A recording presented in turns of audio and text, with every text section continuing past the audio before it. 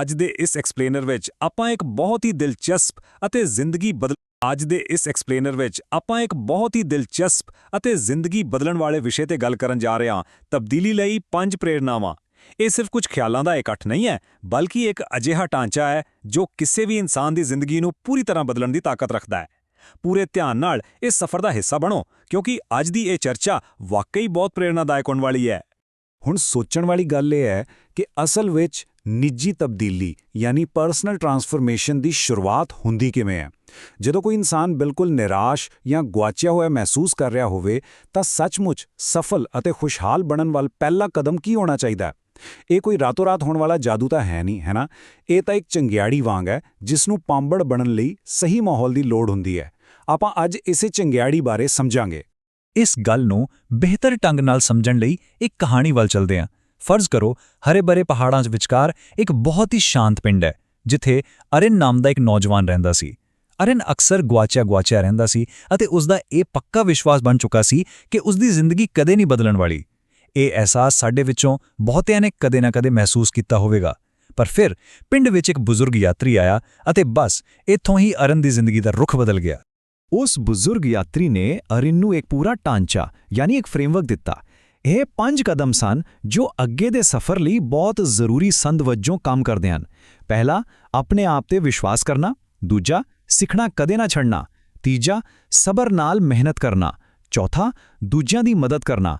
ਅਤੇ ਪੰਜਵਾਂ, ਕਦੇ ਵੀ ਹਾਰ ਨਾ ਮੰਨਣਾ।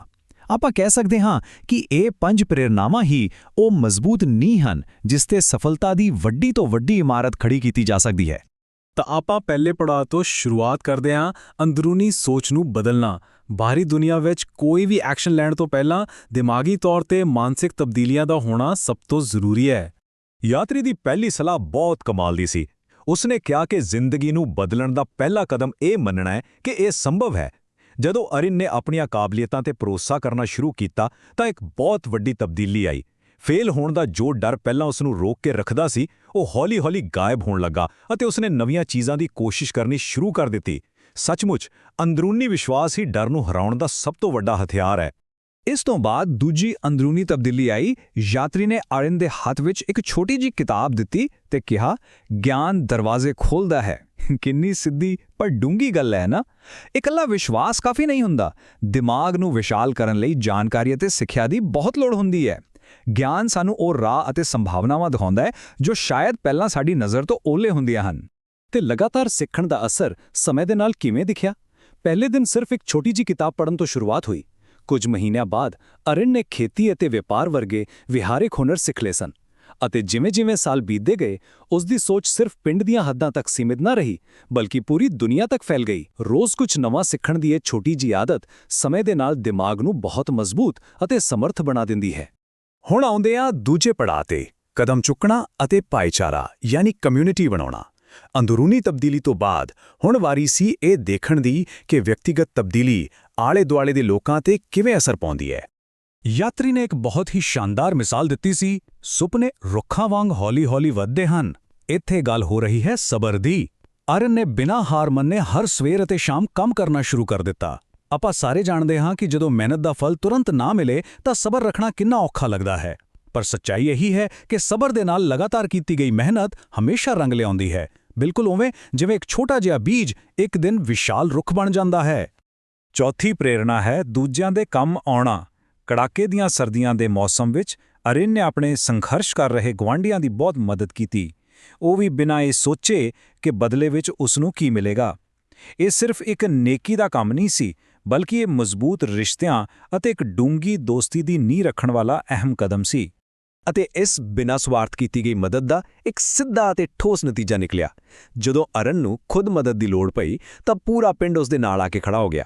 ਇਹ ਸਾਫ਼ ਦਰਸਾਉਂਦਾ ਹੈ ਕਿ ਜਦੋਂ ਆਪਾਂ ਦੂਜਿਆਂ ਦੀ ਮਦਦ ਕਰਦੇ ਹਾਂ ਤਾਂ ਅਸਲ ਵਿੱਚ ਆਪਾਂ ਇੱਕ ਬਹੁਤ ਹੀ ਸ਼ਕਤੀਸ਼ਾਲੀ ਆਪਸੀ ਸੁਰੱਖਿਆ ਜਾਲ ਬਣਾ ਰਹੇ ਹੁੰਦੇ ਹਾਂ। ਇੱਕ ਵਧੀਆ ਭਾਈਚਾਰਾ ਇਸੇ ਤਰ੍ਹਾਂ ਦਾ ਕੰਮ ਕਰਦਾ ਹੈ।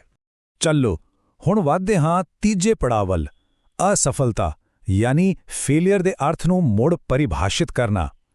ਇਹ ਸਫ਼ਰ ਦਾ ਉਹ ਪੜਾਅ ਹੈ ਜਿੱਥੇ ਸਿੱਖੇ ਹੋਏ ਸਾਰੇ ਬੁਨਿਆਦੀ ਸਬਕਾਂ ਦਾ ਅਸਲ ਮੁਸ਼ਕਲਾਂ ਰਾਹੀਂ ਸਖਤ ਇਮਤਿਹਾਨ ਹੁੰਦਾ ਹੈ। ਅਗਲਾ ਸਬਕ ਬਿਲਕੁਲ ਜ਼ਮੀਨੀ ਹਕੀਕਤ ਨਾਲ ਜੁੜਿਆ ਹੋਇਆ ਹੈ। ਇੰਨੇ ਸਬਰ, ਮਿਹਨਤ ਅਤੇ ਮਾਨਸਿਕ ਵਿਕਾਸ ਦੇ ਬਾਵਜੂਦ ਜਦੋਂ ਅਰਿਨ ਨੇ ਬਾਜ਼ਾਰ ਵਿੱਚ ਇੱਕ ਛੋਟਾ ਜਿਹਾ ਕਾਰੋਬਾਰ ਸ਼ੁਰੂ ਕਰਨ ਦੀ ਕੋਸ਼ਿਸ਼ ਕੀਤੀ ਤਾਂ ਉਹ ਕਈ ਵਾਰ ਅਸਫਲ ਰਿਹਾ। ਦੇਖੋ, ਤਬਦੀਲੀ ਦਾ ਇਹ ਮਤਲਬ ਬਿਲਕੁਲ ਨਹੀਂ ਹੈ ਕਿ ਰਸਤੇ ਵਿੱਚ ਕੋਈ ਔਕੜ ਨਹੀਂ ਆਵੇਗੀ।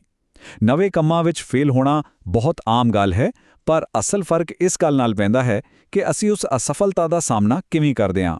ਜਦੋਂ ਅਰਿਨ ਅਸਫਲ ਹੋਇਆ ਤਾਂ ਉਸ ਨੂੰ ਬਜ਼ੁਰਗ ਯਾਤਰੀ ਦੀ ਸਭ ਤੋਂ ਅਹਿਮ ਸਲਾਹ ਯਾਦ ਆਈ, ਅਸਫਲਤਾ ਅੰਤ ਨਹੀਂ ਹੈ, ਇਹ ਇੱਕ ਸਬਕ ਹੈ। ਬਸ ਇਸੇ ਇੱਕ ਸੋਚ ਨੇ ਸਭ ਕੁਝ ਬਦਲ ਕੇ ਰੱਖ ਦਿੱਤਾ। ਕੰਮ ਛੱਡਣ ਦੀ ਬਜਾਏ ਅਰਿਨ ਨੇ ਆਪਣੀਆਂ ਗਲਤੀਆਂ ਨੂੰ ਸਮਝਿਆ ਅਤੇ ਹਰ ਵਾਰ ਡਿੱਗਣ ਤੋਂ ਬਾਅਦ ਪਹਿਲਾਂ ਨਾਲੋਂ ਕਿਤੇ ਵੱਧ ਬਿਹਤਰ ਹੋ ਕੇ ਉੱਠਿਆ। ਅਸਫਲਤਾ ਨੂੰ ਸਿੱਖਣ ਦੇ ਇੱਕ ਮੌਕੇ ਵਜੋਂ ਦੇਖਣਾ ਹੀ ਅਸਲ ਤਾਕਤ ਹੈ।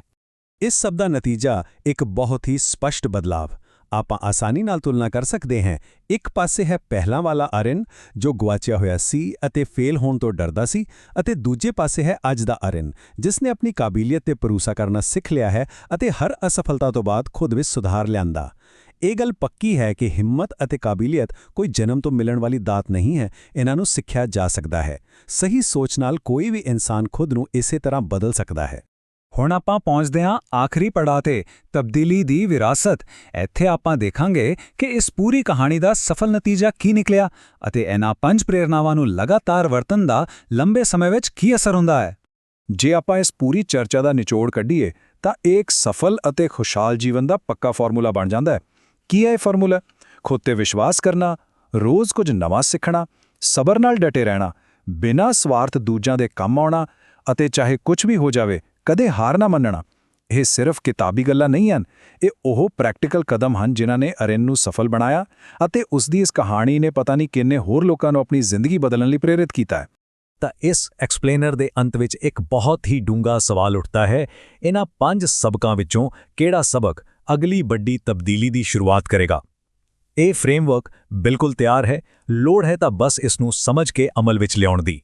ਇਹ ਸਭ ਲਈ ਸੋਚਣ ਦਾ ਵੇਲਾ ਹੈ ਕਿ ਵਿਅਕਤੀਗਤ ਵਿਕਾਸ ਦੇ ਇਸ ਸ਼ਾਨਦਾਰ ਸਫ਼ਰ ਵਿੱਚ ਪਹਿਲਾ ਕਦਮ ਕਿਹੜਾ ਲਿਆ ਜਾਵੇ। ਅੱਜ ਦੇ ਇਸ ਐਕਸਪਲੇਨਰ